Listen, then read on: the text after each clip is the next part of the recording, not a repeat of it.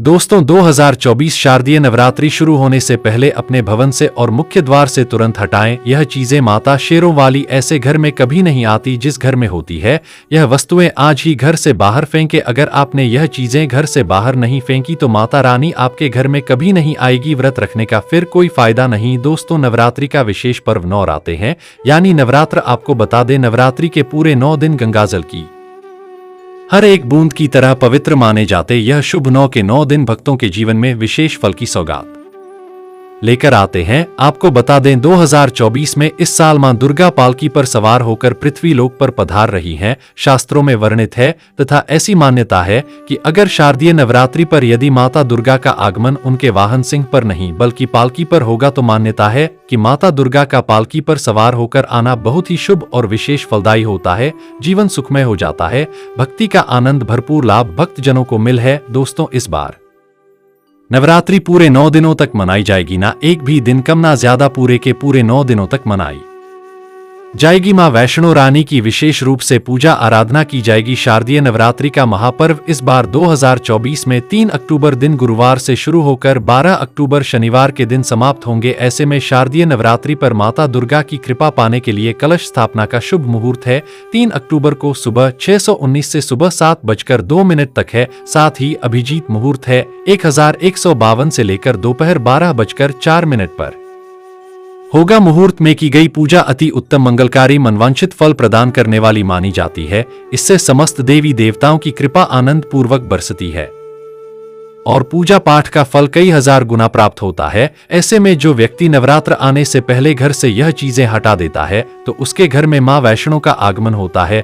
माता लक्ष्मी का होगा वास। मां शेरों वाली आपकी झोली खुशियों से भर देंगी। इसीलिए नवरात्र आने से पहले घर से ये चीजें फौरन हटा दें। दोस्तों आज हम कुछ ऐसे ही गलतियों के बारे में जानेंगे जो अगर आपके घर में होती है तो माता शेरावाली कभी नहीं करती ऐसे घर में वास। फिर चाहे आप कितनी ही पूजा पाठ कर लें, माता दुर्गा ऐसे घर में कभी नहीं आती। ऐसे घर से देवता भी कुपित रहते हैं। दोस्तों पूरी जानकारी को देखने के लिए इस वीडियो को अंत तक जरूर देखें और एक लाइक तो बनता है। दोस्तों सबसे पहले नवरात्रि के पहले ही दिन मंदिर की अच्छी तरह से साफ सफाई कर ले। मंदिर जितना सफा होगा फल उतना ही साफ, यानी इतना मिलेगा कि झोली छोटी पड़ जाएगी। मंदिर के अंदर अगर पुरानी मालाएं हैं, टूटी फूटी मूर्तियां हैं, उसके साथ ही खाली माचिस के डिब्बे रखे हुए हैं तो उन्हें बाहर फेंक दें तथा टूटी मूर्ति को किसी नदी में प्रवाहित कर दे। घर में छोटे बच्चों को नवरात्रि का व्रत नहीं रखना चाहिए। इससे उनकी जान को खतरा हो सकता है क्योंकि इस व्रत में शरीर को अधिक शक्ति की जरूरत होती है। पाल जूस इत्यादि की आवश्यकता पड़ती है। बच्चे व्रत रखने में सक्षम नहीं होते। बच्चे यदि रख भी लेते हैं तो जाने अनजाने में व्रत को तोड़ देते हैं। बच्चे नादान होते हैं। माता शेरोंवाली की तस्वीर अगर कांच के फ्रेम की है और वह कांच हल्की सी भी अगर टूटी हुई हो तो ऐसी कांच को बदलवा ले या ऐसी तस्वीर को जल में विसर्जित कर दे। टूटी मूर्ति की पूजा करने से, टूटी तस्वीर की पूजा करने से आपकी श्रद्धा भक्ति व्रत आदि सब टूट जाता है। आपका व्रत खंडित हो जाता है। वास्तुशास्त्र के अनुसार घर में सकारात्मक ऊर्जा बढ़ाने के लिए कई महत्वपूर्ण बातें बताई गई हैं। वास्तु के अनुसार घर की हर एक वस्तु नकारात्मक और नकारात्मक ऊर्जा का संचार करती है। अगर उन्हें सही स्थान पर ना रखा जाए तो यह घर में नकारात्मकता फैलाती है, जिसका असर बुरी तरह से घर की आर्थिक स्थिति पर पड़ जाता है और घर में क्लेश बढ़ता है। वहीं अगर उन्हें सही दिशा में और सही स्थान पर रखा जाए तो यह घर में सकारात्मक ऊर्जा फैलाते हैं और घर में सुख शांति बनी रहती है। दोस्तों वास्तु के अनुसार घर का मुख्य द्वार सभी तरह के सुख समृद्धि और वैभव का प्रवेश द्वार होता है, लेकिन अगर इसकी दिशा गलत हो या फिर कोई ऐसी चीजें इसके सामने रखी जाए तो नकारात्मक फैलती है, तो इससे घर में क्लेश, बीमारियां और दरिद्रता घर में प्रवेश करती है। इसी कारण वास्तुशास्त्र में घर के मुख्य द्वार को बहुत अधिक महत्व दिया गया है। वास्तु के अनुसार मुख्य द्वार के सामने कुछ ऐसी चीजें हैं जो कभी नहीं होनी चाहिए। यह चीजें अशुभ तो होती ही है, साथ ही साथ यह कई तरह की समस्याएं उत्पन्न करती है। इनका असर परिवार की महिलाओं पर, बड़े बुजुर्गों पर, घर के बालकों पर तथा ऐसे ही कई चीजें परिवार के हर एक सदस्य पर बुरा असर डालती है और उन्हें स्वास्थ्य के साथ ही आर्थिक समस्याओं का सामना भी करना पड़ता है। तो ऐसे में हम जानते हैं मुख्य द्वार के सामने वह कौन सी चीजें हैं जो होना बहुत ही अशुभ माना गया है। दोस्तों, नंबर 1, घर के सामने गंदे पानी का जमाव। वास्तु के अनुसार घर के मुख्य द्वार के सामने गंदे पानी का जमाव होना बड़ा ही अशुभ होता है। यह वास्तु दोष का कारण बनता है। साथ ही साथ इस गंदे पानी में कई हजार गुना बैक्टीरिया पनपते हैं जो परिवार के सदस्य को बीमार कर सकते हैं। गंदे पानी का जमाव होने से है जा पीलिया, डायरिया तथा कैंसर होने का खतरा बना रहता है। राहु दोष उत्पन्न हो जाते हैं, लक्ष्मी रुष्ट हो जाती हैं, शनिदेव क्रोधित हो जाते हैं। इसीलिए अगर घर के सामने कोई भी गंदा पानी जमा होता है तो उसे तुरंत हटा देना चाहिए या जिस गड्ढे में गंदा पानी है उसे सीमेंट से भर देना चाहिए। वास्तु के अनुसार इसे उचित नहीं माना जाता, इससे धन नष्ट हो जाता है, गरीबी सर पर चढ़ जाती है। दोस्तों, नंबर 2, कांटेदार पौधे। कांटेदार पौधे कई लोग घर की शोभा बढ़ाने के लिए लगा लेते हैं जो कि बहुत ही अशुभ माना जाता है। कांटेदार पौधों को शुभता का प्रतीक नहीं माना जाता। कांटेदार पौधे अगर घर के सामने लगे हो तो यह परिवार में चुभन का काम करते हैं, रिश्तों में चुभन पैदा हो जाती है। कांटेदार पौधे नकारात्मकता का कारण बनते हैं। घर के सामने या घर के बगल में कांटेदार पौधे कभी नहीं लगाने चाहिए। इससे माता लक्ष्मी प्रवेश नहीं करती है बल्कि राहु केतु घर में प्रवेश कर जाते हैं। इससे घर में क्लेश बढ़ता है, परिवार में नफरत हो जाती है। इसीलिए कांटेदार पौधे तुरंत घर से हटा दे। जिस कांटेदार पौधे में फूल नहीं आता, पत्ते नहीं होते, उसका घर के आसपास होना भी घोर अनर्थ माना जाता है। कांटेदार पौधे को जितना जल्दी हो सके अपनी भलाई के लिए तुरंत हटा दें। कांटेदार पौधे लगाने से शत्रुओं की संख्या बढ़ जाती है। दोस्तों, घर के मुख्य द्वार पर केवल खुशबूदार पौधे, तुलसी का पौधा, हरे, गुलाबी, लाल, पीले फूलों के पौधे ही लगाने चाहिए। इनकी सुगंध से माता लक्ष्मी आकर्षित होती है और घर में अपना वास बना लेती है। दोस्तों, नंबर 3, कूड़ादान। कूड़ा डालने में आसानी हो जाए इसीलिए कुछ लोग कूड़ेदान को मुख्य द्वार के सामने सटाकर रख देते हैं अथवा घर के सामने ही रख देते हैं, लेकिन वास्तुशास्त्र के अनुसार यह बहुत ही कष्टकारी होता है और धन की हानि का सूचक माना जाता है। इसीलिए ऐसा भूलकर भी ना करें। और दोस्तों, कूड़ेदान को उत्तर दिशा में नहीं रखना चाहिए। इस दिशा को देवी लक्ष्मी की दिशा माना गया है। साथ ही साथ मुख्य द्वार पर झाड़ू, पोछा, बाइफर आदि भी नहीं रखना चाहिए, बहुत ही अशुभ माना जाता है।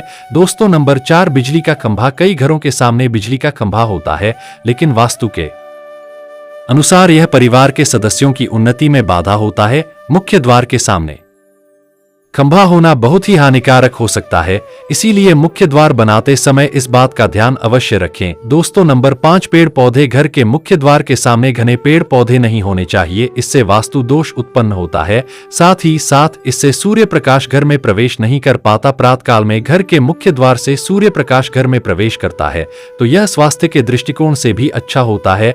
साथ ही घर में सुख, समृद्धि और शांति बनी रहती है।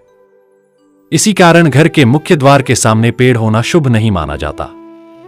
पेड़ पौधे हमेशा घर के साइड में होने चाहिए, लेकिन सामने नहीं। दोस्तों, नंबर 6, बेल का ऊपर चढ़ना। घर के आगे से बेल का ऊपर चढ़ना बहुत ही अशुभ माना जाता है। वास्तु के अनुसार इससे विरोधियों तथा शत्रुओं की संख्या बढ़ती है और व्यक्ति की उन्नति में बाधा निर्माण होता है। दोस्तों, नंबर 7, घर की दहलीज। वास्तु के अनुसार मुख्य द्वार की दहलीज से ऊंची सड़क होना बहुत ही कष्टकारी होता है।